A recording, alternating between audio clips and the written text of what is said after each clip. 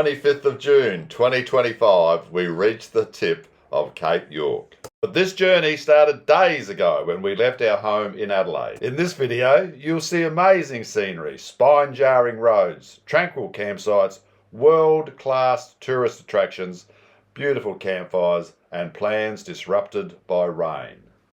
You'll see all of these and so much more on this set of videos towards Cape York, so it's best to subscribe now to make sure you don't miss any of this adventure. Just click the button below.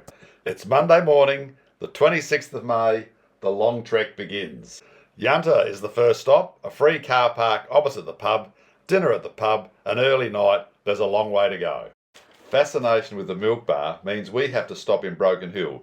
There's a backstory here. I'll tell you about it in the last video we make in this series towards Cape York. Why the last video? Because we stop at the milk bar on the way home and talk to the owner about one of her amazing employees, this guy dressed for the period. Milkshakes drunk, we head for Mutawintji National Park. We've wanted to camp here for several years, but life got in the way. Mutawintji National Park, about 200 kilometres out of Broken Hill, and it is a stunning place. We're going to spend 2 nights here. It's worth the wait. The scenery is amazing, and the tour by a local indigenous man is well worth the money. Whilst the camera doesn't show it, this is a large depressed area in the landscape, like a huge sunken oval. This was the place for ceremony. Tribes from all around would meet here for ceremony and trading. Clearly, it took days of walking for each group to arrive at this location. How did they know when to leave home and start walking? The guide tells us that the signals came from nature. The appearance of a particular flower or bird were all indicators that it was time to get on the move. The guide uses water from a water bottle to highlight these ancient engravings. Apparently, every generation adds to the storyline told in these engravings. For the first time, I appreciate how the impressions of hands are left on the wall. I'd always thought the hand was placed on the wall and an outline drawn around it like a silhouette. But no, it's spray painting, but no air compressor. The guide takes some ochre, mixes it with water and places it in his mouth. He places another hand on the wall and sprays the water from his mouth over the hand, lifts his hand, and there you have it, a hand outline. A couple of nights at Mutawintji National Park and then on to White Cliff's opal mining town. We visit the White House, so called because the interior is white. It's an underground home. We're asked not to take photos because it is a private dwelling. A great pity, but check out the barbecue splashback. And then to an opal mine tour led by the mine owner, who openly discusses the pieces of opal he's found, valued at $500,000. Outback sunsets, one of the bonuses of outback travel. White Cliffs plays its part. It's decision time. We were going to travel to Cunnamulla via the Peru-Darling National Park, but the rains force us to travel south to Wilcannia, then Cobar, then Burke, then Cunnamulla. These surrounds at the reservoir campsite outside Cobar are fantastic. Hey? The surrounds at this reservoir campsite outside Cobar. Maybe we could have been on the water. Yeah, we might have down there. But it doesn't matter. More people, you know. Is that a dead body down there? Fine. Is it ready for us tonight? We've just finished a little walk around the town of Cunnamulla, and it's just worth noting how well maintained and what a pretty little town, what a pleasant town it is to walk around. Really nice place to visit. We've already talked about the Visitor Information Centre, but this is really a great little spot.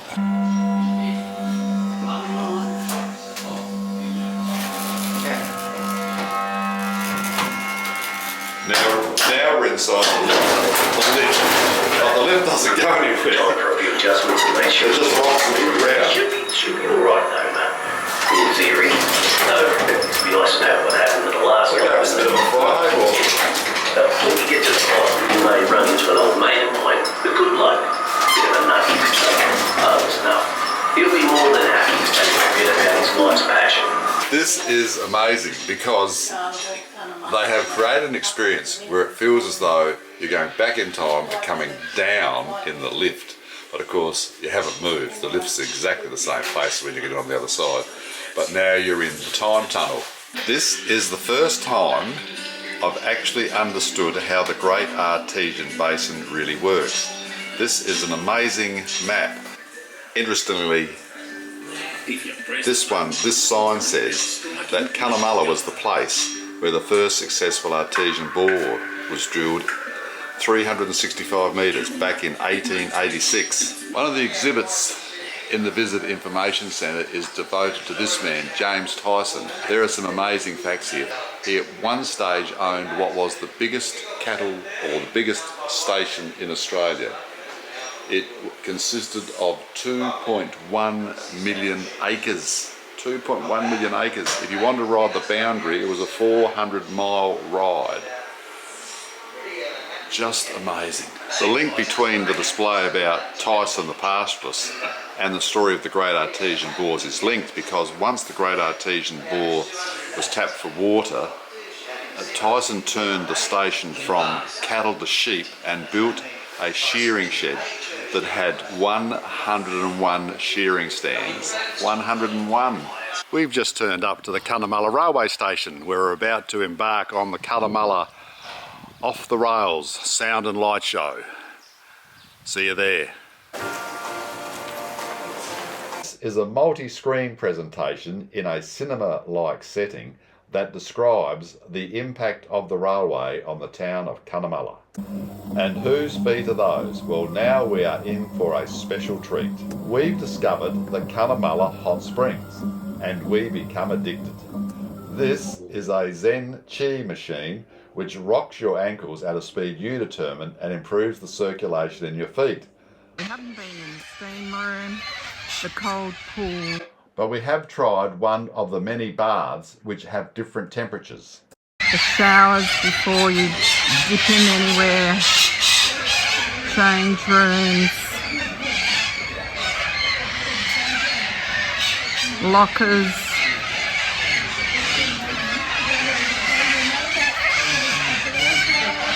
great little hanging things for your towels. And that's where we started with our little ankle things. Try lots of the different pools, different temperatures, looking over the scenery of the magnificent Warrego River and listening to the birds.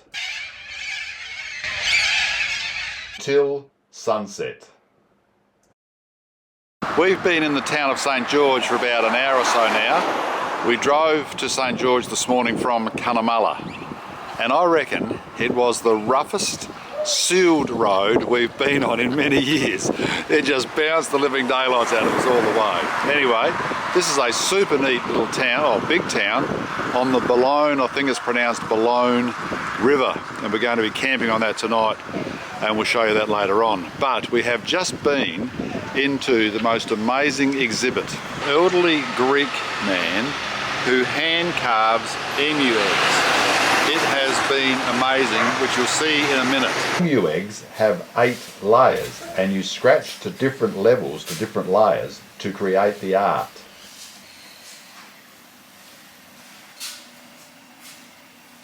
Later that day, we camped by the Boulogne River and cook our dinner over charcoal. Yesterday we drove from St George to Toowoomba, and down below us is Toowoomba. We found this campsite on Wikicamps called Kookaburra Camp, and it's about 8 miles out of Toowoomba, but it is an amazing setting. It's on private land, and when we got here last night it was very windy, so we sat inside and had our dinner. What are we having, Morsey? We're having Italian veal mash and greens. Delicious. Boo-hoo! I think it was Bill Clinton who said sometimes events just conspire against you. I reckon that happened to me yesterday. Here's my story. When we got to the Toowoomba Information Centre, I noticed that the nut holding the bolt that holds this mud flap to the chain was missing, and the mud flap was dragging on the ground. Okay, I thought I'll just get a cable tie to temporarily fix that. Next, the cable ties are contained in a box on this side of the canopy, so I thought, well, of course, undo the canopy, get the cable tie. So I went to undo the canopy, couldn't undo it because we had collected some wood and put it in the back of the canopy, and the wood was sitting on the latch, so I couldn't turn the latch to open the door. So I thought, oh well, I'll just go to the back door, undo those latches, and I'll be able to access the side latch. No such luck, because the wood was also holding this latch here down, which I couldn't operate properly. So I had to come around to this side of the ute, open this door,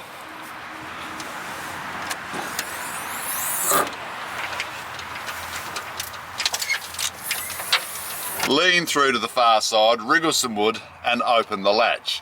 Got the latch undone, opened the door. Problem nearly solved, but hang on, one more event conspiring. So I get this door open and the cable ties are up here. So I have to undo this strap here, which I've undone hundreds of times. For some reason, it wouldn't undo yesterday. So then I had to go and find a pair of pliers to operate this. Eventually, getting the latch undone, getting the cable tie out, and all is fixed for the moment. But that's a little series of events conspiring against me. Ah well, we move on. So what did Simon learn from that? Don't put the wood over the latch, and always check that your nuts are tightened. First stop in Toowoomba, the Baker's Duck, and then it's off to the lookouts. We've been here a few years ago and the scenery is spectacular. And at the same lookout, we can see a great view of Tabletop Mountain in the background. With Maureen in the picture looking at the sign, we notice something. We notice that the Tabletop Mountain was called by the Aboriginal people Miwa. Now Miwa is the name that Cole, our fourth oldest grandchild, gave Maureen because when he was a young child he couldn't pronounce Maureen, so he just called her Miwa, and the name stuck. Didn't it, Miwa? It certainly did. And when I see the word Tobruk, I'm reminded of my father who fought in World War II in Tobruk. And often when we're travelling, I think of the lifestyle we have compared to the lifestyle they had, and the lifestyle we have because of what they gave us. We drive around in reliable vehicles, we have a comfortable caravan, we go to places they've never been to, and I think it's only because of what they did for us. It's a very unusual feeling, but often one I have when I'm travelling. Then we spend a few hours enjoying the tranquility of the Japanese garden.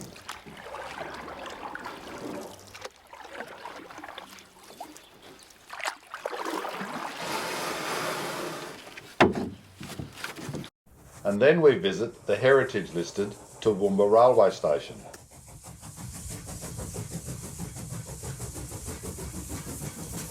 We've just had a wonderful tour of the steam train tour in Toowoomba. But of course before steam train was the Comago coach, and now we're at the Comago Coach Museum.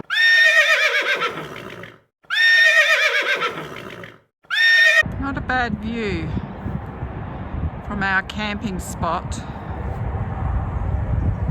near McKinnock Hill in Toowoomba, and no one else is sharing it with us. We've got it all to ourselves, except for many vehicles that are travelling on a highway just past those trees. However, Maximus must be very good at soundproofing because we hardly heard a noise last night. Didn't keep us awake. It's our last night in Toowoomba, and over charcoal we cook a delicious pizza. Tomorrow morning we'll be heading off for Brisbane, where we'll be spending a few days with our son, daughter-in-law and grandchildren.